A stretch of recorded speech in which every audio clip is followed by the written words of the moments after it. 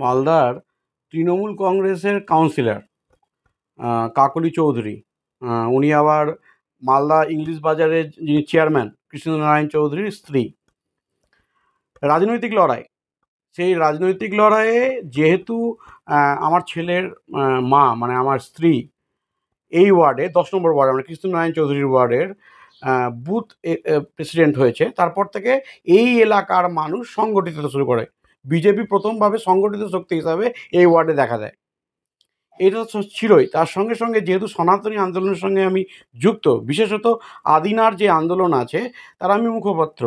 কিছুদিন আগে আপনারা দেখবেন বিভিন্ন জাতীয় এবং আঞ্চলিক এতে আমার যে ইউসুফ পাঠানের বক্তব্য নিয়ে আমার মন্তব্য সারা ভারতবর্ষব্যাপী ভাইরাল হয়। এরই মধ্যে শুভেন্দুদা, যাকে অনেকে আমাকে মনে করে যে আমি শুভেন্দুদা ঘনিষ্ঠ, এবং সত্যি কথাও তাই, তো শুভেন্দুদা গাজলে আসছেন, আমি সেই আদিনাথের এই ভূমিতে ওনাকে স্বাগতম জানাই। এই সকল বিষয়গুলি নিয়ে যেহেতু এই কাকলি চৌধুরী বকলমে কৃষ্ণনারায়ণ চৌধুরী কোনোভাবে আক্রমণ শানাতে পারছে না, তাতে আমার রাজনৈতিক পরিচিতি আরও বড় হবে। এবং এর ইতিহাস আছে, এই কৃষ্ণনারায়ণ চৌধুরী এর আগেও আমার উপর আক্রমণ করেছে, কারণ উনার বিরুদ্ধে প্রতিবাদ হলে উনি আইনের পথে না, উনি একজন আইনজীবী, কিন্তু বেআইনিভাবে এইরকম আক্রমণ নামিয়ে আনেন, এরকম বহু ইতিহাস আছে। এই কাকলি চৌধুরী বিভিন্ন বেআইনি কাজের সঙ্গে যুক্ত, সুদের কারখানা তৈরি করেছেন উনি, এই পুরো শহরটাকে ধ্বংস করছেন, এর বিরুদ্ধেও প্রতিবাদ করেছি।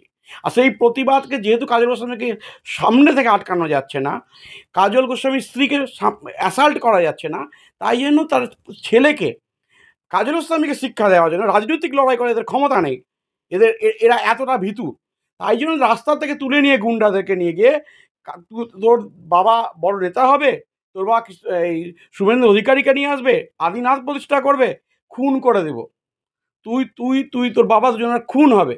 তো এই রাজনৈতিক লড়াইয়ে এইভাবে ব্যক্তিগতভাবে আইনের ঊর্ধ্বে উঠে গিয়ে আইন নিজের হাতে, এটা আইন পুলিশ প্রশাসন, তার মানে কেউ এদের সব সীমানার উপরে, এইভাবে একজন কাউন্সিলর, এবং কাউন্সিলর সে কে না, আমাদের ওয়ার্ডের যিনি চেয়ারম্যান, মানে আমাদের ওয়ার্ডের যিনি কাউন্সিলর উনি আবার চেয়ারম্যান, ওনার স্বামী, তার মধ্যে বলছে 10 নম্বর ওয়ার্ডে সংগঠন করবি, তোর বাবা আর ছেলেকে এখানে কুচিয়ে মারবো।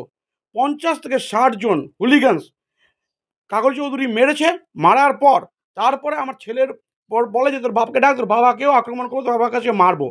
আর ওর বন্ধুরা আমায় খবর দেয়, আমি সঙ্গে সঙ্গে পৌঁছোই, আমি পুলিশকে খবর দিই, পুলিশ সহায়তা করেছে আমাকে। থানায় অভিযোগ করেছে? হ্যাঁ, থানায় অভিযোগ করেছি, এবং সঠিক সময় যদি আমি না পৌঁছাতাম ছেলেকে হয়তো পিটিয়ে মেরে ফেলতো। আপনার নাম? আমার নাম কাজল গোস্বামী। এরকম আক্রমণের শিকার হতে হলো, কি মনে হয়? বুথ প্রেসিডেন্ট হয়েছে আমি। আসলে আমার মনে হয় যে ওই এখানে সে বুথ প্রেসিডেন্ট হওয়ার পরে এখানে বেশ কিছু ছেলেপেলে আসছে যারা বিজেপির হয়ে কাজ করতে চাইছে, সেই জন্যই আর আমাকে আর আমার স্বামীকে কোনো কিছু করতে পারছে না, সেই ভেবে আমার ছেলেকে আক্রমণ করছে। কিন্তু এটা কেমন কথা যে একটা ছোট বাচ্চা তার উপরে এরকম যে করে, ভাবতেই পারি না এটা আমরা। কতটা আতঙ্কিত আপনি? খুবই। যে কোনো সময় মৃত্যুর ভয় পাচ্ছেন? একদমই তাই, একদমই তাই, আমার ছেলেকে এরকম করে করলো। আপনার নাম? চন্দনী করছেন। আপনার স্ত্রী তার ছেলেকে তুলে নিয়ে গিয়ে মারধর করেছে পার্টি অফিসের মধ্যে, মানে ওয়ার্ড অফিসের মধ্যে, কীভাবে দেখছেন? প্রথম কথা, ওখানে কোনো ওয়ার্ড অফিস নেই। সেকেন্ড হচ্ছে পার্টি অফিসও নেই। কোথায় মারপিট হয়েছে তার জন্য ওয়ার্ড অফিস বা পার্টি অফিস বলে কোনো এক, এই ধরনের ঘটনা আমার নলেজে আসেনি। শুনলাম পুলিশে একটা কমপ্লেন হচ্ছে, পুলিশ এনকোয়ারি করে দেখবে।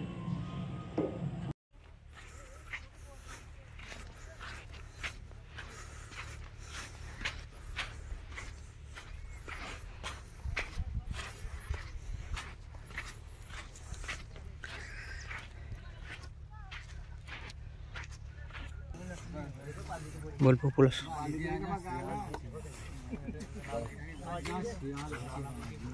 তোলা মুশকিল আছে মাছ সেইটা আমার ছেলে তুলে দিয়েছিল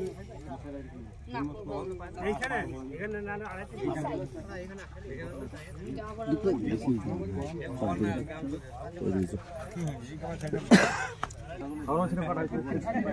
কিরকম বাড়াইছি তোমরা কিছু বুঝা যায়